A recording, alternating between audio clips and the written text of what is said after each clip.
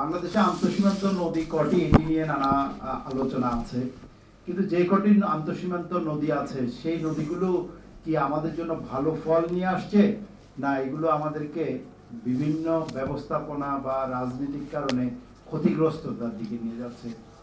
আজ থেকে ১.৫ বছর আগে, অর্থাৎ ১ বছর আগে ২০২৪ সালের ২১শে অগাস্ট, আমরা ৫ই অগাস্টের বিজয়ের ঠিক পরপরই ২১শে অগাস্ট হঠাৎ করে ফেনী জেলা থেকে একটা আত্মনাদ ছুটে এসেছে। আপনারা সবাই জানেন সে আত্মনাদে সাড়া দিয়েছেন সারা বাংলাদেশের মানুষ।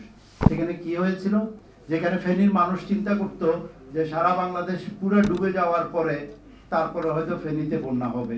বন্যা বলতে সেখানে মানুষ চিন্তা করত তাদের যেই ছাগলনাইয়া ফেনী হাইওয়ে আছে, সে হাইওয়ের উপর দিয়ে ৬ ইঞ্চি পানি যাওয়াটাকেই তারা বন্যা হিসাবে চিন্তা করত। বন্যা নৌকা চলা তো দূরের কথা, তারা এই বন্যার যে আবহ সেটি ওভাবে বিবেচনা করতো না। অথচ ২১শে অগাস্ট সকালবেলা থেকে ২২শে অগাস্ট দুপুরের মধ্যে ফেনী জেলার প্রায় পুরোটাই পানির নিচে চলে গেল, প্রায় ৮০ ভাগের বেশি, ২৪ ঘন্টা বা ২৬ ঘন্টার মধ্যে। সেখানকার মানুষ চিন্তাই করতে পারে না যে এত অল্প সময়ের ভিতরে তাদের দোতলা বিল্ডিং পানির নিচে, এটা তারা চিন্তাই করতে পারে নাই। ওই পানি এসে যাওয়ার সাথে সাথে ওই এলাকার সমস্ত নেটওয়ার্ক বন্ধ হয়ে গেছে।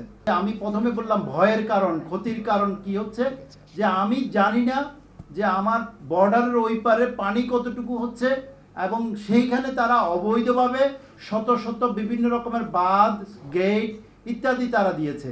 আমাদের বাংলাদেশের সীমানার কাছাকাছিতে সারা দেশে প্রায় ৬০টি থেকে ৭০টি এই ধরনের জলকপাট রয়েছে, যেগুলোকে আমরা বিভিন্নভাবে হয়তো বাঁধ বলছি, গেট বলছি, সুইচ গেট বলছি, ইত্যাদি আমরা বলছি।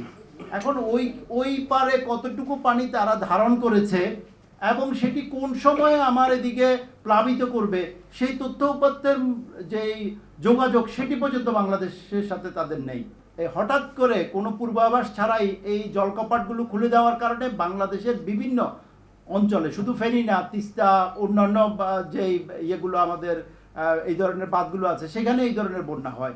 ফেনীতে আরও ভয়াবহ যেই ঘটনাটি ঘটেছে সেটি হলো তাদের বিলোনিয়া শহরের কাছে এই বাঁধটি ছিল, পানি উজান থেকে আসছে ঠিক আছে, তারা তাদের শহরকে রক্ষা করার জন্য বাঁধ তো ছেড়ে দিয়েছে, সাথে সাথে বাঁধ কেটেও দিয়েছে।